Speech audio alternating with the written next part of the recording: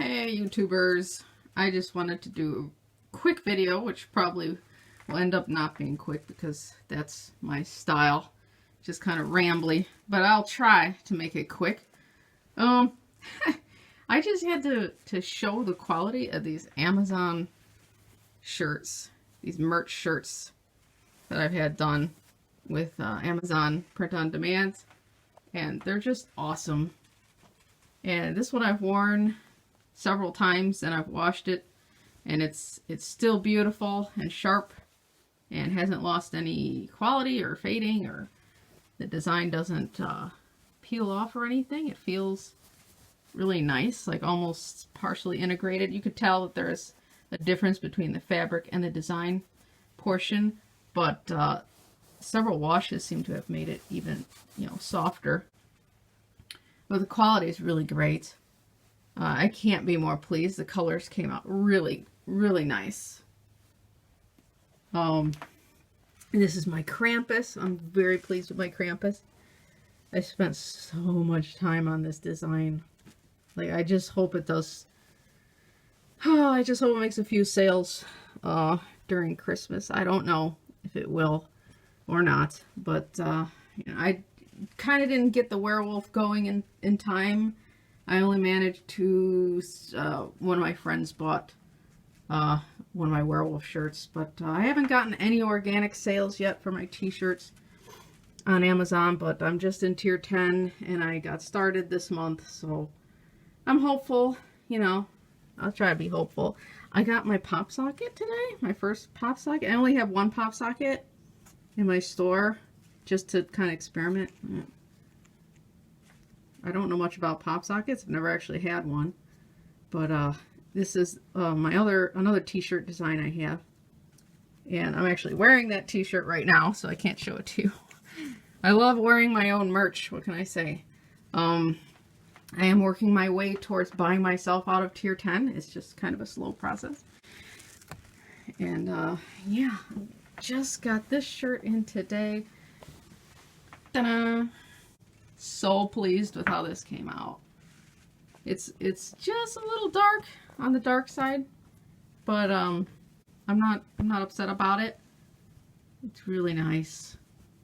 Like, oh, it's so good. I just love it so much.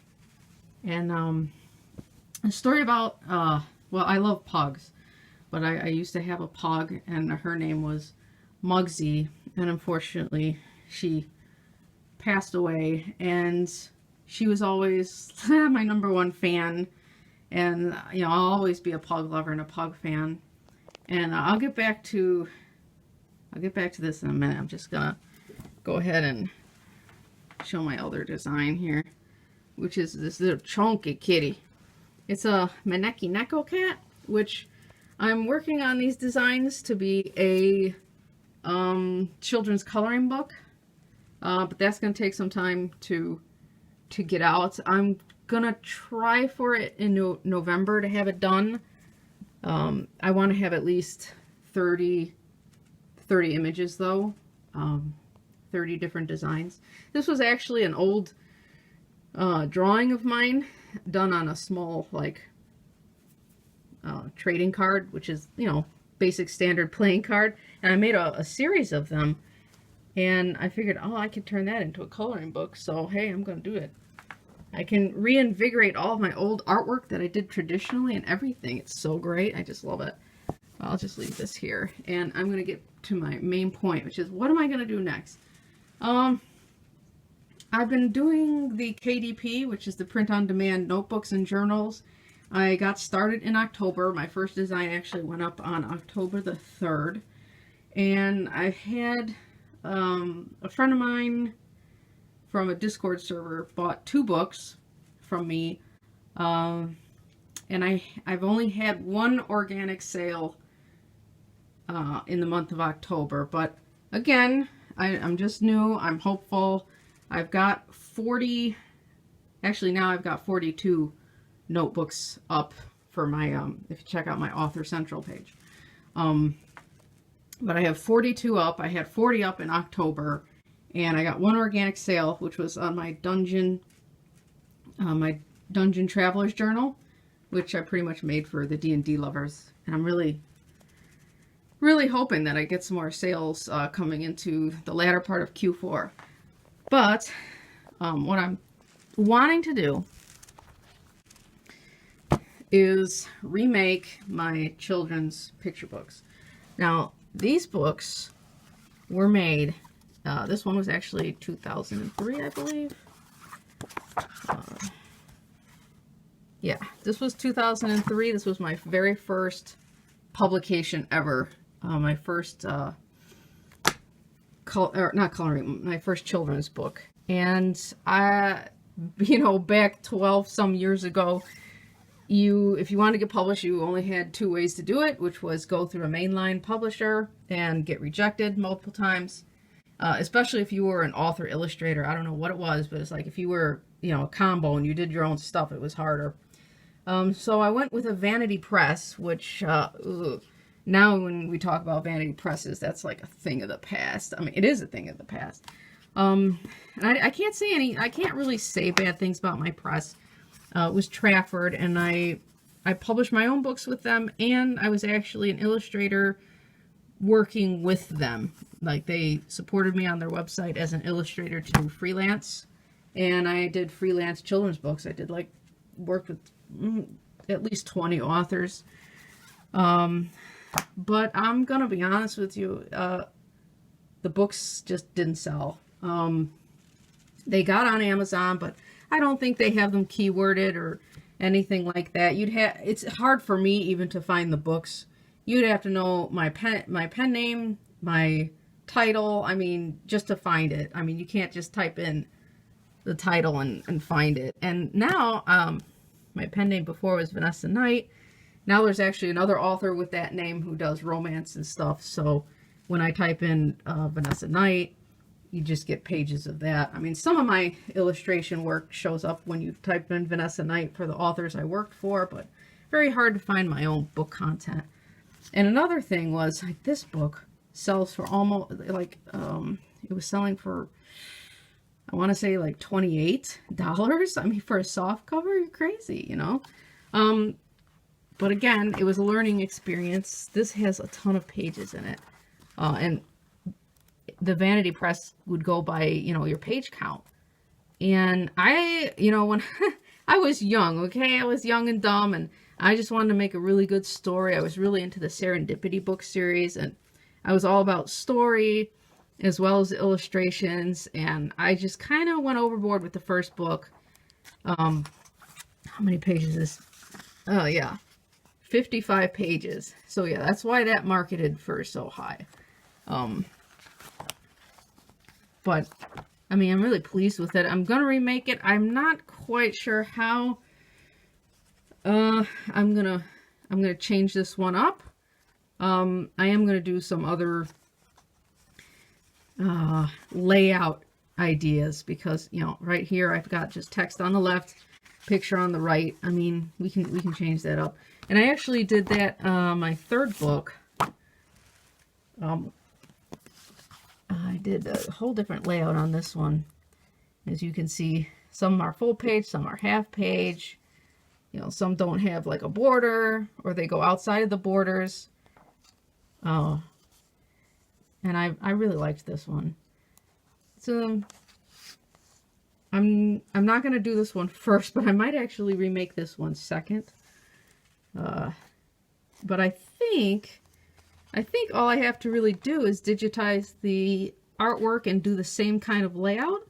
I don't think it's gonna, it's definitely not gonna cost anywhere near it would cost having it done by Trafford. I actually contacted Trafford, and they're no longer going to be selling these books. I'm still in the process of getting that all canceled out so that I could republish them myself on KDP.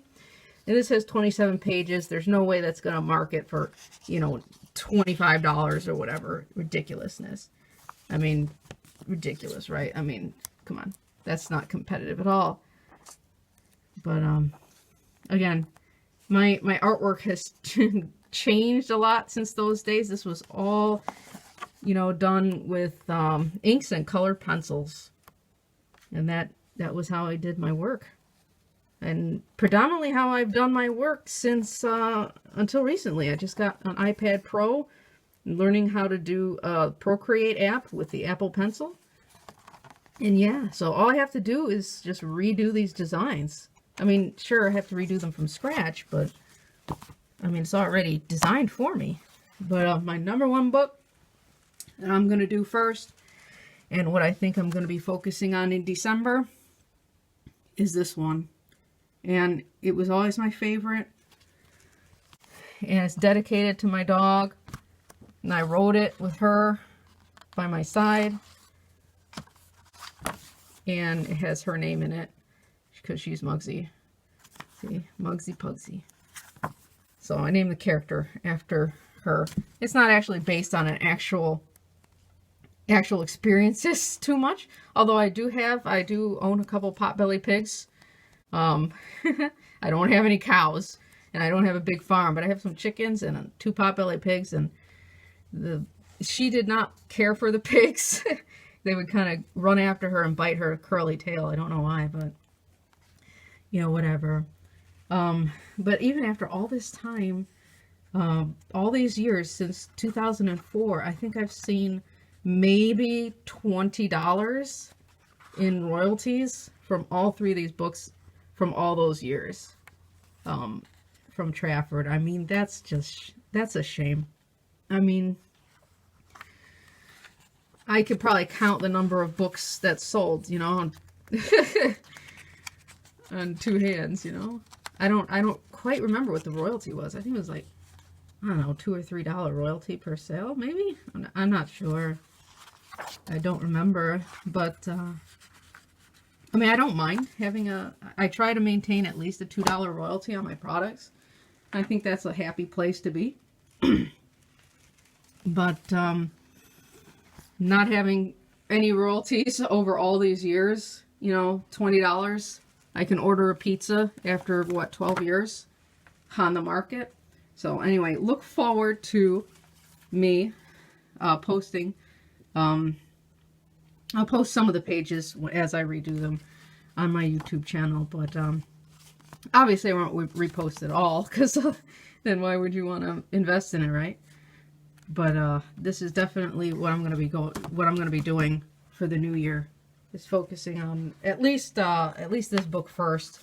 And I want to interspace, you know, adding more merch shirts. I want to tear up on merch, so I want to add some more designs for merch. And as I add designs for merch, I'll have more notebooks and things like that. So, you know, it won't just be dead air, but, you know, just saying, if the channel's not too lively, it's probably because I'm super focused on this project and also the Kitty Chunky Cat coloring book project. And I actually have a couple more coloring book ideas in mind that I've actually done some sketches for too. But one step at a time. My brain is exploding. So I'm just going to cut this video short. And yeah,